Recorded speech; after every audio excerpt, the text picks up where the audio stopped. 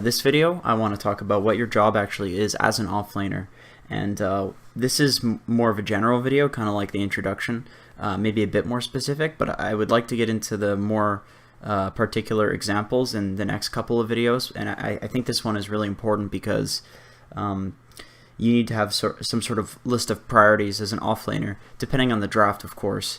And you need to understand as an offlaner what your job actually is in the game to make a list of priorities and to come up with what you actually have to do in the game given like a particular draft. So I think this video is definitely important, albeit I would love to get into actual examples. This is one that I think is necessary. So as an offlaner, you have three main jobs. And these jobs are kind of intertwined in the sense that doing one of them will kind of do all three of them to some extent. But I think these are the big ones that are important enough that they need to be their own kind of rules.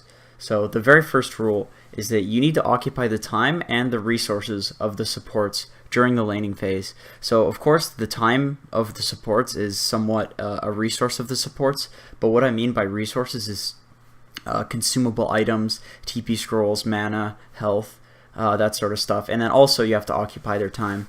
And the reason that this is important is because you're essentially this like big distraction, and you're kind of like the wacky inflatable clowns that you saw in, you know, Zombies Ate My Neighbors on in Super Nintendo, if anybody's played that. You're essentially this like this entity that exists to kind of like flail yourself around and be like, you know, look at me, you know, I'm a big distraction, come get me. And these guys just go and they focus on you, and you use whatever mechanics you have available to you in the offlane and on your hero to survive, to get as much as you can. And this takes away pressure from the other lanes, and this actually allows you to use a hero who is particularly good at this sort of thing. If you're good at, you know, taunting the supports and getting the supports to come to you, and you're good at also not dying while doing that, then you're relieving pressure from the other lanes and they're getting almost nothing from it. So you can see how that's very effective at actually winning games and gaining MMR, because you essentially give your team a 4 versus 2 in the other lanes, which obviously is a very large advantage. You know, you've double the people and double the resources and stuff like that. So if you can do that, it's super effective.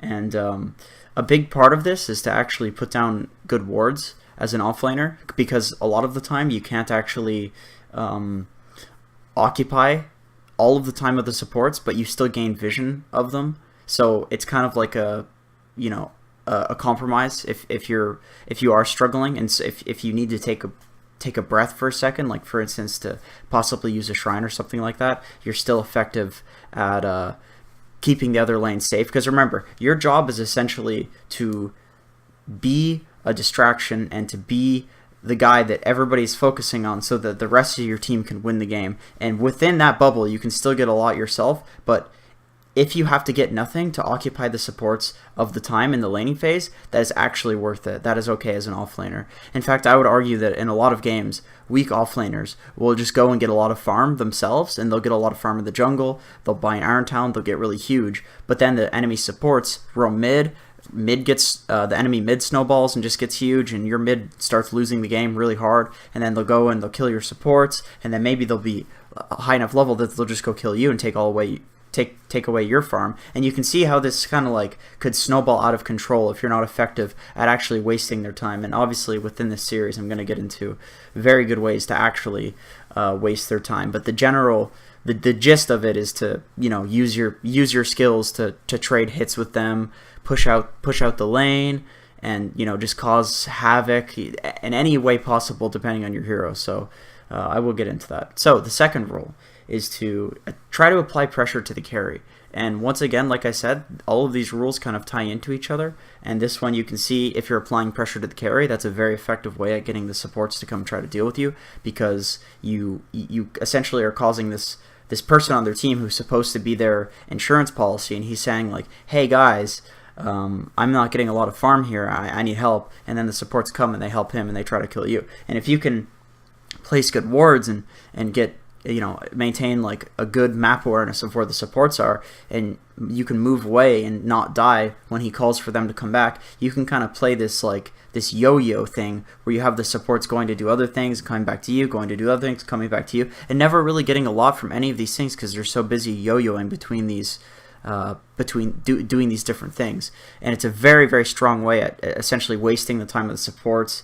And of course, if you apply pressure to the carry, it makes the window of opportunity that carry has much smaller because they're getting less farm, so therefore they're going to need a little bit longer to gain resources in order to hit a power spike.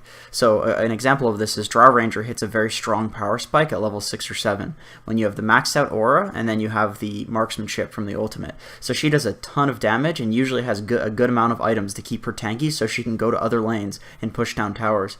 But imagine if the supports leave the Draw Ranger's lane and you delay that by a minute. So she's not level 6 for another minute because you're doing some offlane mechanics and denying her XP and maybe harassing her so she has to go back and regen. And let's say that she doesn't have a Dragon Lance at a time where she normally would have a Dragon Lance. She can't go and push those other lanes, and her power spike is minimized. And it's very possible that you can actually take their carry. This is, of course, if the supports don't actually come back and assist the carry, which does happen in a lot of games because the supports do need to help other lanes. The supports aren't just there to exclusively help the carry. So if you can actually apply pressure to the carry, a lot of the times they will just sacrifice the carry. And in a lot of games, it's really, really game-winning. So back to the Draw Ranger example, if you have, like, let's say a Luna and you're versus a Draw Ranger, and you can delay the power spike. So the time where the Draw Ranger is actually powerful by 3 or 4 minutes because you're just doing an excellent job in the offlane at applying pressure, and your Luna is just getting free farm and has that power spike. Guess what?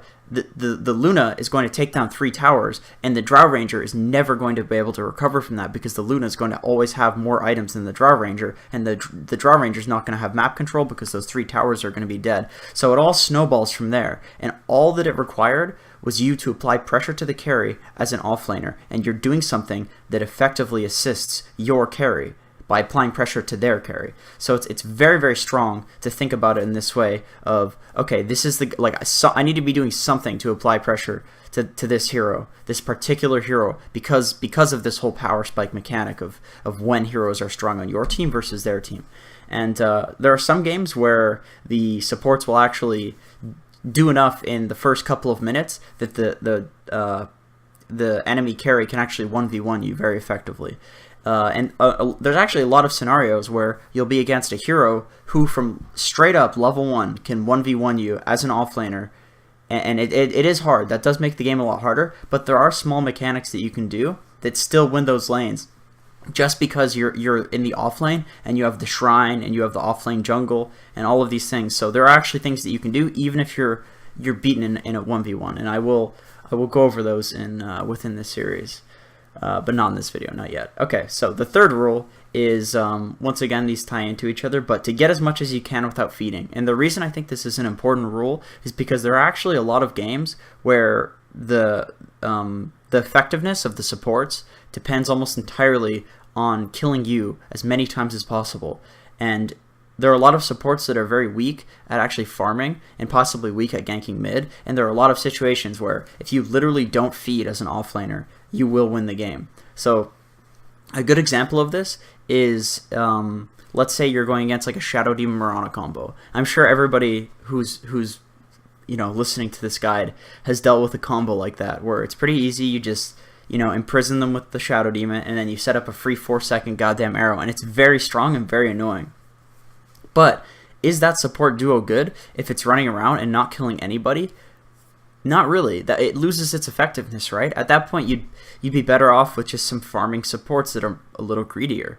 And if you have greedy supports on your team, or supports that don't just rely on kills to gain resources and help out on the map. So, for instance, if you have a jungler or something like that, and you can just not die to those killing supports, your team's going to gain more resources than they are, just because you're sacrificing yourself and just yourself to hurt these 2 supports that need to get kills on you to win the game. So that's a really important rule, I think, is to recognize when you're in a situation where it's like, okay, the only way we lose this is if I feed. And honestly, there are points where even if it's not some killing supports, just recognizing, like, having restraint, having an objective mindset of, okay, I've died twice, I've gotten to the point where I can't actually do anything in this lane.